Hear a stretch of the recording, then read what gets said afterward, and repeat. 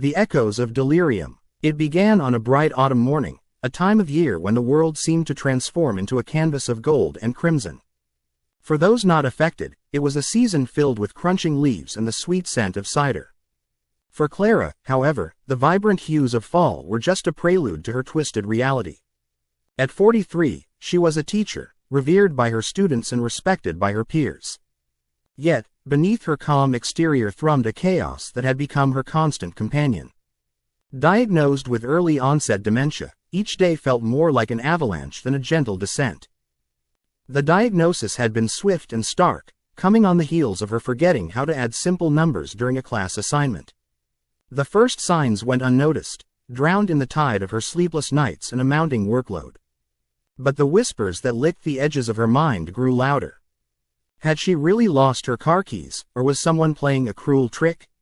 Who was that girl in her classroom who kept staring at her, mockingly? In the confines of her mind, Clara felt her memories splinter. Faces once familiar became strangers, their names dissolving like sugar in water. A jarring sense of foreboding coiled around her heart, urging her to remember. But the harder she tried, the more the fragments slipped away like mist in the morning sun. One evening, her husband, Tom, returned home to find Clara standing in their kitchen, staring blankly at their wedding photo mounted on the wall. "Clara, honey, are you okay?"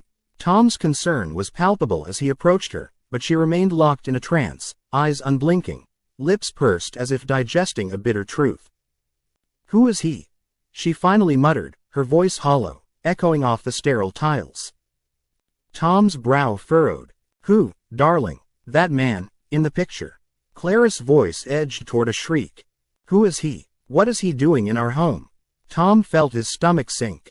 "That's me, Clara. That's us. We got married years ago, remember?" Tears began to spill down Clara's cheeks, persecution she felt closing in like walls of a prison. I don't remember," she sobbed. That night, unrest invaded her dreams, twisting her fears into nightmares. She wandered through unfamiliar rooms, dark and suffocating. Faces loomed in shadows with eyes that glinted like knives. They pointed and laughed, their whispers intertwining with Clara's own racing thoughts. "You don't belong here," they taunted. "You never did." Quote, when she woke, the chaos persisted. The sounds of her children, Ethan and Lily, laughing in the living room morphed into sinister cackles. The sunlight felt cold against her skin, as if the flaming hues of fall had drained to monochrome ash. Days turned into weeks, and the seasonal change mirrored her descent into mania, a cycle of manic highs that left her breathless, followed by crushing lows filled with paranoia. She began writing in a small notebook, pages scribbled with frantic thoughts she couldn't quite organize. "They're watching. Always watching." Quote, one evening, determined to confront her fear, she decided to seek those shadowy figures from her dreams, the watchers, lurking in her mind. Clara knew the old neighborhood park held the answers. It had been a favorite place from her childhood, a sanctuary. Clutching her notebook tightly, she stepped outside, the chill of autumn biting at her bare arms. The park was exactly as she remembered, complete with a rusted swing set swaying silently in the gullied breeze. As she ventured deeper into the heart of the trees, shadows began to stretch and convulse, morphing into the grotesque figures of her nightmares.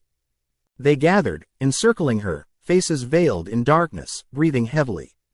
Clara shivered as their whispers coalesced into menacing forms. "Find us, Clara," they hissed. "Help us remember." Quote, suddenly, their laughter echoed in her ears, sharp and jagged like shards of glass. Clara was no longer merely a spectator, she was part of their game. The need for clarity turned into an obsessive hunger, compounding her psychological despair. "Leave me alone," she screamed, but her voice was absorbed by the thickening shadows. That night, feverish and chaotic, Clara prepared supper, her hands clenching the knife a little too tightly. She began cutting slices of raw meat as if carving through the layers of her memories. Each stroke felt like peeling a mask off her own skin. "Who am I?" she whispered, before plunging the knife deeper. Tom found her there, drenched in perspiration, the knife poised dangerously aloft. The fragmented reflections in her eyes mirrored the chaos within her, the truth and her madness dancing in a lethal waltz. Clara, put the knife down. He yelled, realization dawning. She had become a prisoner of her own unraveled psyche. Yet in that moment, Clara smiled, a twisted, serene smile that bore no humanity. Whispers resumed, crescendoing with terrifying familiarity. Help us remember, Clara, they urged. And she did. As the blade fell to the floor and crimson began to mingle with memories, Clara embraced the shadows, willingly dissolving into the whispers. In the chilling depths of a chaos she could no longer define, Clara found her release. The park was silent once more, the leaves swaying gently as they bore witness to a mind that became one with the echoes of delirium, the confusion, and the chaos, forever lost in the labyrinth of her own creation.